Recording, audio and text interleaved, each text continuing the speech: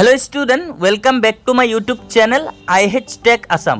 তো ছাত্ৰ ছাত্ৰীসকল তোমালোকৰ বাবে এটা ডাঙৰ আপডেট আহি পৰিছে।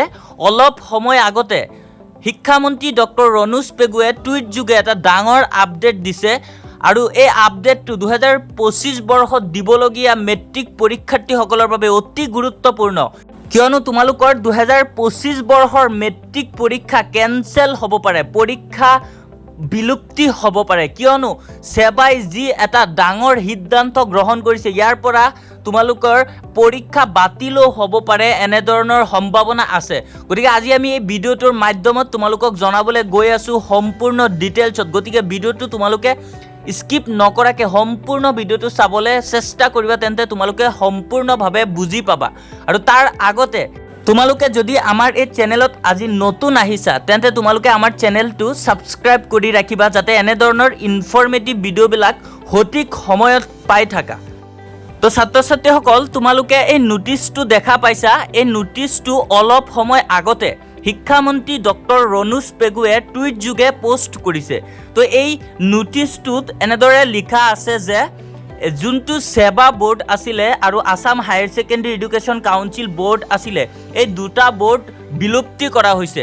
অৰ্থাৎ বিলুপ্তি হ'ব উচ্চতৰ মাধ্যমিক শিক্ষা পৰিষদ আৰু সেবা, আৰু এই দুটা বোৰ্ড বিলুপ্তি হৈ গঠন হ'ব Assam state school education board. তো ছাত্ৰ ছাত্ৰীসকল ইয়াৰ মানে তোমালোকৰ যোনটো সেবা বোৰ্ড আছিলে আৰু Assam higher secondary education council board আছিলে, এই দুয়োটা বোৰ্ড কি কৰিব, একত্ৰিত কৰি Assam state school education board বনাব, মানে এটা নতুন শিক্ষা ব্যৱস্থা আনিব। যোনটো আগত পুৰণা আছিলে, যোনটো সেবা আৰু Assam higher secondary education council আছিলে, সেইটো চেঞ্জ কৰি এতিয়া আসাম ষ্টেট এডুকেশ্যন বোৰ্ড হ'ব। গতিকে তোমালোকৰ আগৰ যোনবিলাক সেবা বা আসাম হায়াৰ ছেকেণ্ডেৰী এডুকেশ্যন কাউন্সিলৰ যোনবিলাক ৰুলছ ৰেগুলেশ্যন আছিলে, চববিলাক চেঞ্জ হৈ যাব। অৰ্থাৎ তোমালোকৰ এক্সামৰ পেটাৰ্ণবিলাকো কিন্তু চেঞ্জ হৈ যাব পাৰে, যিহেতু তোমালোকৰ বোৰ্ড ডাইৰেক্ট টোটেলি চেঞ্জ হৈ যাব। দুয়োটা বোৰ্ড একত্ৰিত কৰি এটা বোৰ্ড নতুন নাম দিছে। গতিকে তোমালোকৰ ৰুলছ ৰেগুলেশ্যন বা এক্সাম পেটাৰ্ণ, কুৱেশ্যন পেপাৰ চব তোমালোকৰ চেঞ্জ হ'ব পাৰে।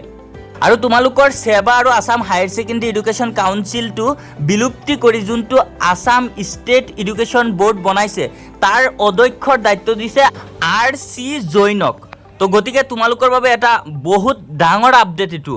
আৰু ৰুক্ম গোহাঁই বৰুৱাক উপাধ্যক্ষ হিচাপে নিযুক্তি দিছে চৰকাৰে। গতিকে তোমালোকৰ এক্সাম হ'বনে নাই সেইটো এতিয়াও ডিক্লেয়াৰ কৰা নাই, যিহেতু তোমালোকৰ সেবা আৰু আসাম হায়াৰ ছেকেণ্ডেৰী এডুকেশ্যন দুয়োটা বোৰ্ড বিলুপ্তি কৰি তেওঁলোকে আসাম ষ্টেট এডুকেশ্যন বোৰ্ডলৈ পৰিণত কৰিছে। আৰু এতিয়া নতুন চব ৰুল ৰেগুলেশ্যন হ'ব পাৰে, কিন্তু এক্সাম কেনেকৈ পাতিব একো ৰুলছ ৰেগুলেশ্যন এতিয়া আহি পৰা নাই।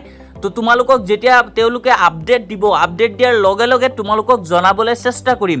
আৰু তোমালোকে পঢ়ি থাকা, তোমালোকৰ এক্সাম নহ'ব এনে কোনো কথা নহয়, যিহেতু বোৰ্ডটো চেঞ্জ হৈছে, যিহেতু তোমালোকৰ নতুন এটা বোৰ্ড হৈছে, আৰু সেই নতুন বোৰ্ডে তোমালোকৰ এক্সামটো নতুন নিয়মত অনুষ্ঠিত কৰিব পাৰে। তোমালোকে পঢ়া শুনা জাৰি ৰাখা, পঢ়া শুনা ষ্টপ নকৰিবা। এনে নহয় যে পৰীক্ষা নহ'ব, পৰীক্ষা হ'বও পাৰে, বা যদি বাই চান্স কিবা কাৰণত নহয়, তেন্তে যেতিয়া তেওঁলোকে এনাউন্স কৰি দিব তেতিয়া বাৰু তোমালোকে নিশ্চয় জানিব পাৰিবা। কিন্তু এতিয়া তোমালোকে এক্সাম নহয় বুলি পঢ়া ষ্টপ নকৰিবা। তো আজিৰ ভিডিঅ'টো তোমালোকৰ বাবে এইখিনি আছিলে আপডেট। আশা কৰোঁ আপডেটটো তোমালোকৰ বাবে অতি উপকাৰী। আৰু যদি ভিডিঅ'টো তোমালোকৰ ভাল লাগে, তেন্তে ভিডিঅ'টোত এটা লাইক কৰি দিবা। আৰু আমাৰ এই চেনেলটোত আজি যদি নতুন আহিছা, তেন্তে চেনেলটো ছাবস্ক্ৰাইব কৰি ৰাখিবা, যাতে এনেধৰণৰ ইনফৰ্মেটিভ ভিডিঅ'বিলাক সদায় পোনপ্ৰথমে পাই থাকা।